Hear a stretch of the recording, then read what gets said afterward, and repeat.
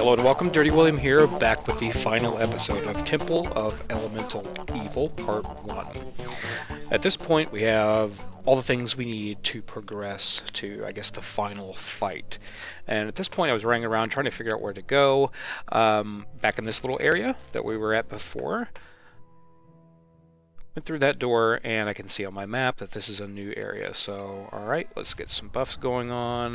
Let's get our insightful damage. All the other things, just basically buff up, get some deadly weapons on there, and for once I finally remember that I have a stone skin clicky, so haha. So what is that around the corner? That's weird. I need jump for that. So it's a giant mushroom thing, and it goes down pretty quick, and then it just kind of disappears. And then I look in the room. Okay, there's a bunch of other mushrooms all over the place. What's this about? Cleansing mushroom, I can't use that. Sheltering mushroom, nope, can't use that. I have no idea what's going on here. So I'm walking to each one. Okay, I'm getting an effect from that one. And it's at this point I take damage. I'm like, okay, what's this? So I go up here and take a look at it. Basically, it's a damage over time because of the spores that are in the room. And the cleansing, excuse me, the cleansing and the sheltering mushrooms will take away some parts of that debuff. So I'm sure that's just a taste of things to come in part 2. So I leave that room because I don't want all that bad stuff all over me. Oh, here's another shrine, great. And here's some more harpies. So kill these guys off. And here's an irritating thing to me. I can see the guy, and I can't target or anything. I know it's there. Why can't I not target the thing? I can get shot through doors from enemies, but whatever. So here are some doors, speaking of, and the keys that we used earlier to unlock things. Uh-oh, what's that? That kind of scared me when I was like, oh, what is that? So I go around the corner. Maybe there's something over here. Nope, it's right behind me. It's another harpy. So kill that thing off really quickly. Go down here to see what's going on. Oh, what's this? It's a little pedestal, and when I go up to it to interact, it says, okay, I really can't do anything with it at the moment. So I need to get a thing from a place and put it back on that thing, and then progress. And at this point, I tried killing the harpy, and it like glitched into the wall for some reason. I also listened to Wheaton, but I cut that part out because I don't want to spoil everything for people. So I progressed through the doorways using the little keys that I had received, and then open up what I think is going to be the final door. And at this point, I'm looking around. I'm queuing around. Is there anything that I can look at? So, okay, here's a big room. Got some water, some broken stuff, some fire over there.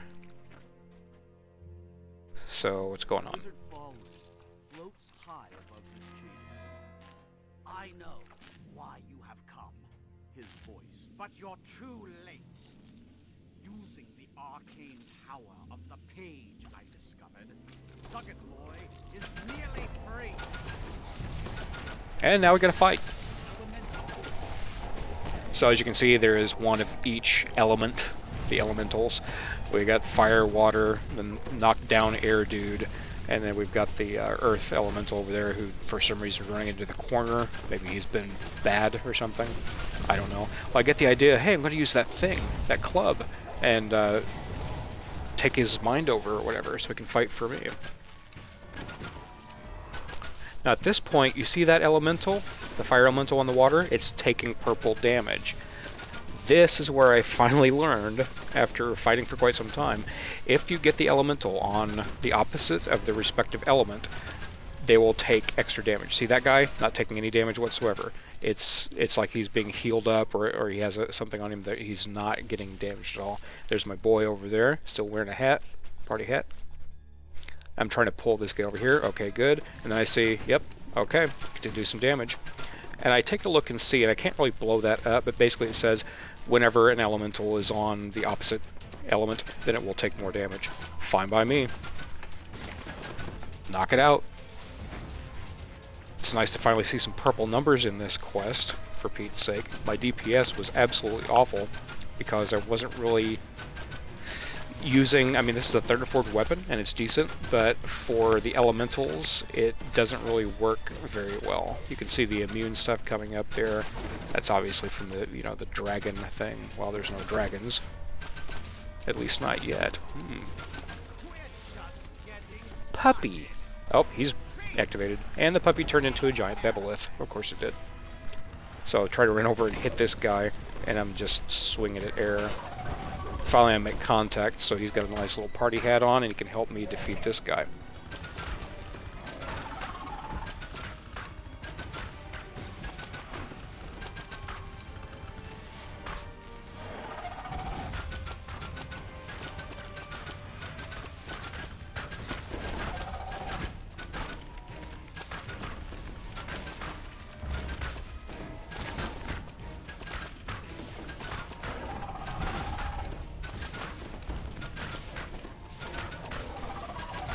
As you can see, my charmed elemental back there is not doing much of anything that I can see. And the Bebelith has like a ton of hit points, some kind of DR, I don't know what. Because at this point, I'm taking some damage left and right.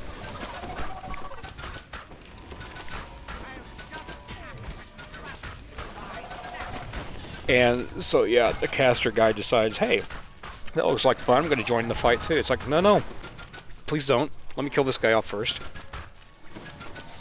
And again, all my legacy buffs are gone, so I've got to... And I thought that I was over with right here. I was like, I'm dead. I am so dead. Please heal yourself. If that had contacted, that would have been the end of the quest right there. Although I probably would have boughten's not a word. I probably would have purchased a cake from the DDO store, because I was not going to go through an hour and a half, 2 hours of this stuff just to fail right there. That just was not a thing that was going to happen.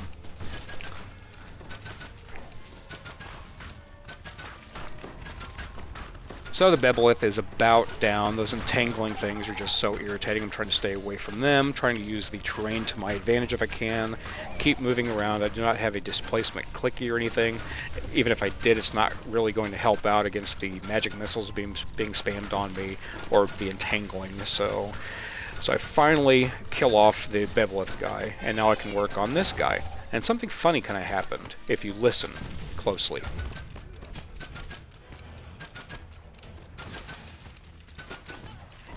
You hear that?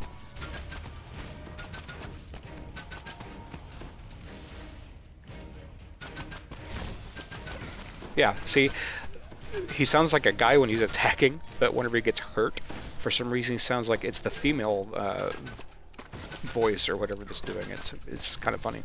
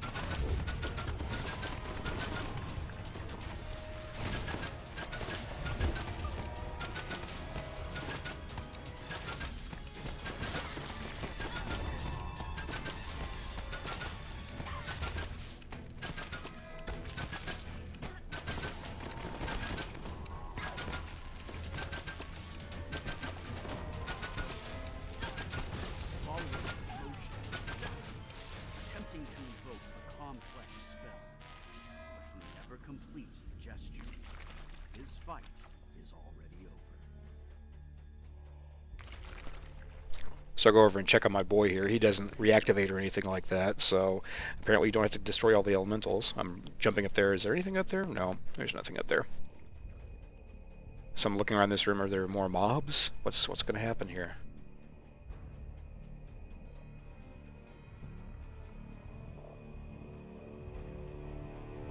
Chambers are dimly lit. On a table in the middle of the room large sheet of some kind. It almost looks like a page from some enormous book.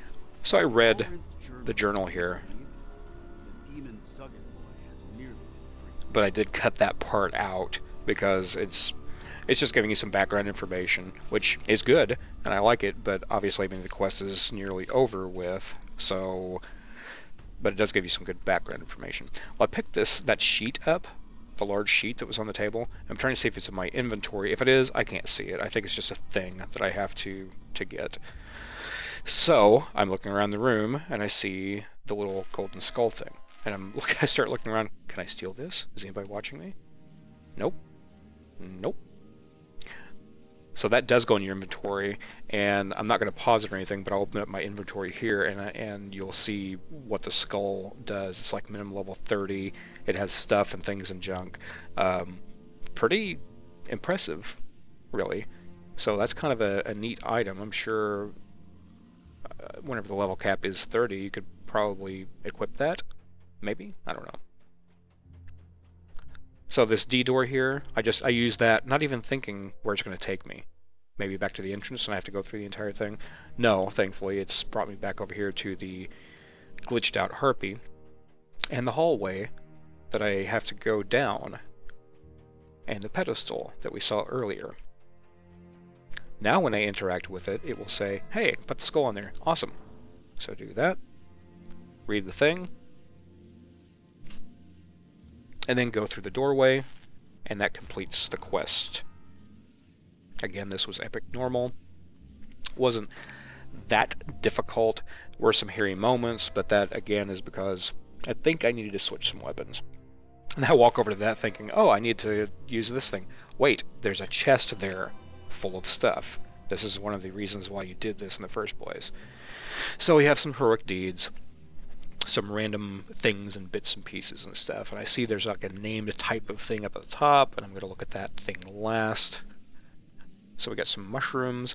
Again, these are a crafting ingredient, which you use to upgrade the base items, and one of the base items is this.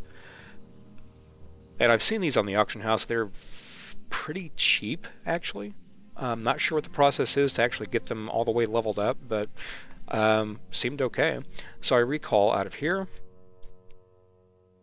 And now I'm back in the Hall of Heroes, just like everybody else. Talk to this guy, and he basically tells me I need to go into the part 2 of Temple of Elemental Evil. And that is going to be the end of part 1 of this series. I hope you all enjoyed. Until next time, this is Dirty William reminding you to do the dirty work.